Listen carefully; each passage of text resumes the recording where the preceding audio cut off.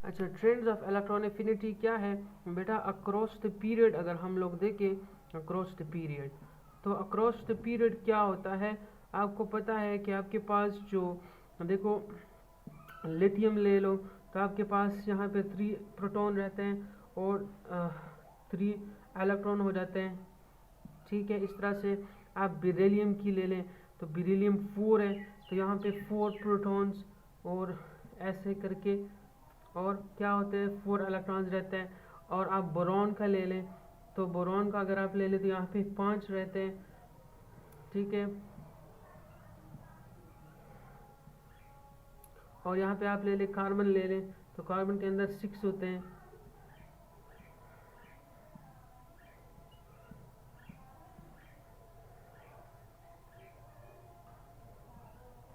ठीक है। तो आप यहाँ से देख सकते हैं कि एटॉमिक साइज जो है वो क्या हो रहा है, आपके पास एटॉमिक साइज कम हो रहा है और जो आपके पास न्यूक्लियर चार्ज है ना वो बढ़ रहा है, ठीक है ना। न्यूक्लियर चार्ज आपको क्या कर रहा है, बढ़ रहा है। तो अब देखिए यहाँ पे इलेक्ट्रॉन है ये वाला, ये मैं दे रहा हूँ, तो ये इलेक्ट्रॉन जो है लिथियम बहुत ज़्यादा अपनी तरफ खींचेगा कि नहीं, बोरॉन खींचेगा कि नहीं, कार्बन खींचेगा। अगर मैं सोचूं तो कार्बन का जो न्यूक्लियर चार्ज है, कार्बन का न्यूक्लियर चार्ज कितना है, कार्बन का न्यूक्लियर चार्ज हमारे पास कितना है, वो है 6। और इसका बोरॉन का जो न्यूक्लियर चार्ज है वो हमारे पास है 5। और इसका बेरिलियम का जो न्यूक्लियर चार्ज है वो हमारे पास है 4। तो न्यूक्लियर चार्ज जिसका जितना ज़्यादा होगा वो क्या करेगा, उतनी ज़्यादा फोर्स के थ्रू उसी इलेक्ट्रॉन को अपनी तरफ खींचेगा। तो कार्बन जो होगा वो क्या करेगा, वो इस इलेक्ट्रॉन को स्ट्रोंगली अट्रैक्ट करेगा क्योंकि इसका न्यूक्लियर चार्ज बहुत ज़्यादा बड़ा है as compare to the lithium. इसका मतलब ये हुआ कि जब हम अक्रॉस द पीरियड जाते हैं तो जो इलेक्ट्रॉन एफिनिटी की जो वैल्यू होगी वो हमेशा हमारे पास बढ़ेगी, ठीक है। तो across the period electron affinity की वैल्यू बढ़ती है। क्यों बढ़ती है? क्योंकि आपके पास एटॉमिक साइज कम हो रहा होता है और न्यूक्लियर चार्ज जो है वो बढ़ रहा होता है। तो न्यूक्लियस का पावर जितना ज़्यादा होगा उसी पावर के थ्रू वो इलेक्ट्रॉन को खींचेगा, तो इसकी इलेक्ट्रॉन को खींचने की जो पावर है वो भी इंक्रीज हो जाएगी, ठीक है। तो इस वजह से इसकी इलेक्ट्रॉन एफिनिटी क्या होती है, वो बढ़ती है, ठीक है। और यहाँ पे आप देखें डाउन द ग्रुप, अगर आप देखें डाउन द ग्रुप, तो डाउन द ग्रुप क्या होता है आपको पता है। आप ले लें लिथियम को ले लें, वो 3 है, सोडियम 11 है, ठीक है, यहाँ से, और पोटाशियम 19। अच्छा, तो यहाँ पे क्या होगा, यहाँ पे देखो यहाँ पे ऐसे होगा, मतलब वही चीज़ है, ठीक है, ऐसे और ऐसे करके, ठीक है ना। अब यहाँ पे आप नीचे आ जाएं तो इसका एटॉमिक स्ट्रक्चर आप ड्रा कर लेंगे। तो यहाँ पे आप ये बात सोच लेंगे कि न्यूक्लियस का जो न्यूक्लियर वो है, जो न्यूक्लियर चार्ज है वो लिथियम का 3 है और सोडियम का जो है Na का जो है वो 11 है और पोटेशियम का जो है वो 19 है।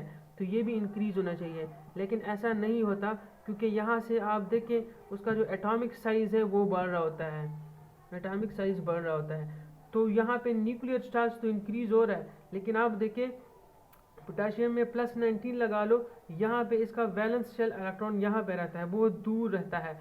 तो ये न्यूक्लियस जो होगा, मतलब यहाँ पे इलेक्ट्रॉन है ना, तो ये इसको ना बहुत मुश्किल से अट्रैक्ट करेगा क्योंकि इसका जो न्यूक्लियस है उसके बड़े एटॉमिक साइज की वजह से वो बहुत दूर है।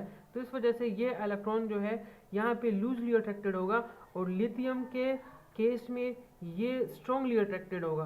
अगर ये इलेक्ट्रॉन आपने रखा हुआ है लिथियम और सोडियम पोटेशियम के बीच में से, तो ये इलेक्ट्रॉन जो है वो लिथियम अपनी तरफ बहुत ज़्यादा पावर के थ्रू खींचेगा और पोटेशियम उसको बहुत ज़्यादा पावर के थ्रू नहीं खींच सकता।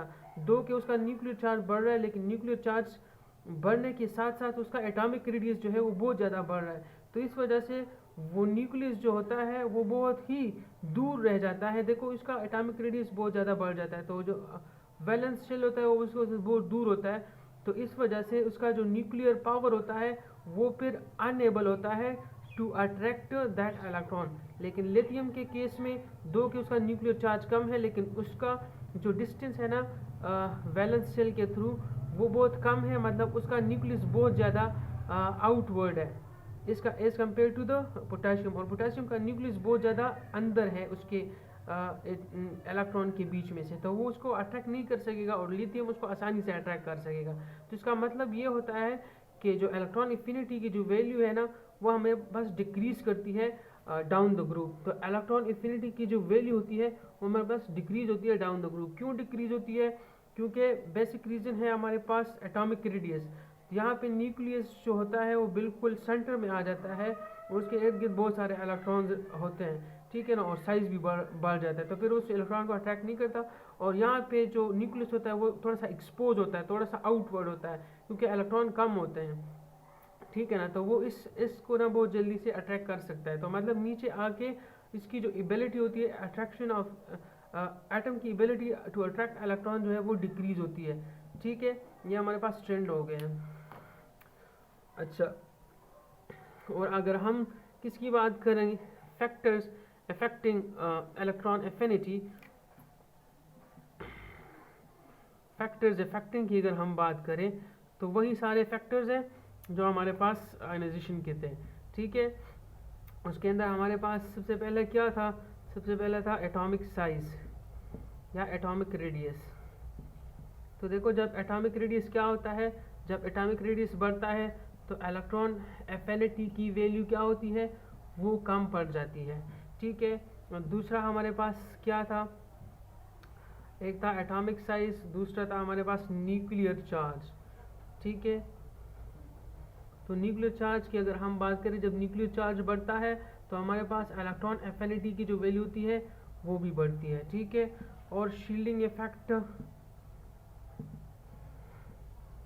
शील्डिंग इफेक्ट भी आपको मतलब आपको सोचना चाहिए कि जितना आपके पास शील्डिंग इफेक्ट बढ़ेगा तब आपके पास जो इलेक्ट्रॉन एफिनिटी की जो वैल्यू होगी वो डेफिनेटली कम होगी, ठीक है ना, क्योंकि फिर वो इलेक्ट्रॉन को नहीं खींच सकता वो न्यूक्लियस, क्योंकि उसके वो बहुत ज़्यादा शील्ड हुआ होगा, तब वो इलेक्ट्रॉन को आसानी से नहीं खींचेगा बाहर वाली साइड से, ठीक है। और दूसरा है आपके पास इलेक्ट्रॉनिक कन्फिग्रेशन।